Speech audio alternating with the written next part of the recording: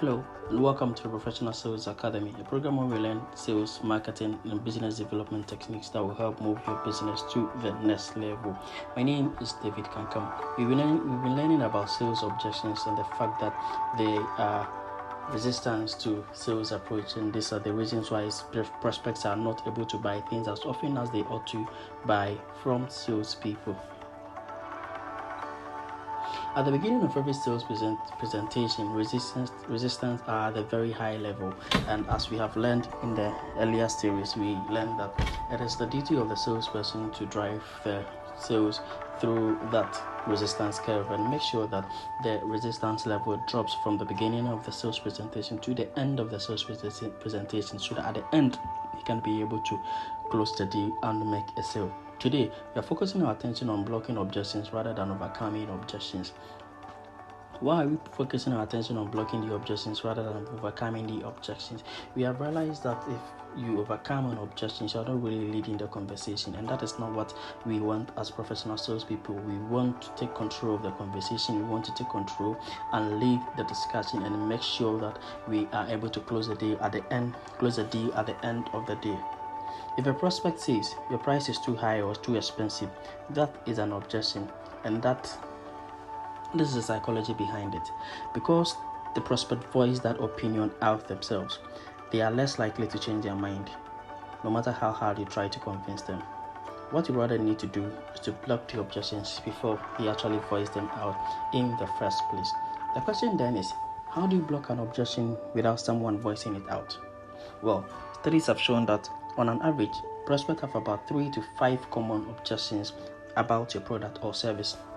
Now, what if you know these objections beforehand? What if you have them at the tip of your fingernails and you can be able to work around it?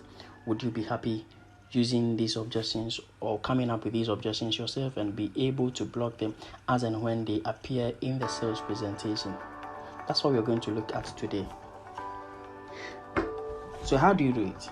Number 1, make a list of all the common objections you receive about your product, or you know about your product, or you might have received earlier in the past, or you have asked your colleagues or friends about it. Number 2, get premeditated answers or solutions to the objections that you have, and use those premeditated solutions and answers to block the objections as and when you are making a sales presentation. And Number 3, make sure the responses are practical and useful in the line of conversation that you are having with the prospect. When someone voices out an objection, the fact is, when they bring it out first in the presentation, it's very hard to overcome it. Not only is that person difficult to convince, or not only is that person trying to prove that he is right, what he does is that he also draws other people's attention to that particular objection, and then people say, so for example, you are in the middle of a presentation, doing a presentation to a management of a company, and all of a sudden you hear somebody say, yeah, but the product is too expensive. Now what you have to do is to be on the defensive. Try and defend your product by trying to convince the people in the room that your product is right, the amount that you are asking for.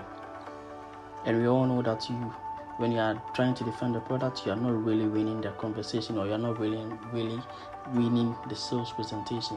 What you have to do, as we have learned in our previous series, is that first you have to bring out the objections yourself. So for example, you could go like, Mr. Prospect, I understand that you might have concerns about my price, or thinking that maybe it is too high or something like that. Well, let me tell you something about it. And you go on and you say, well, this is what we do. You tell about the features, advantages and benefits of the product, and you also go on to let them know what they will lose if they don't get your product. So for example, if you are selling an electronic product, you let them know what they will lose if they don't get your product.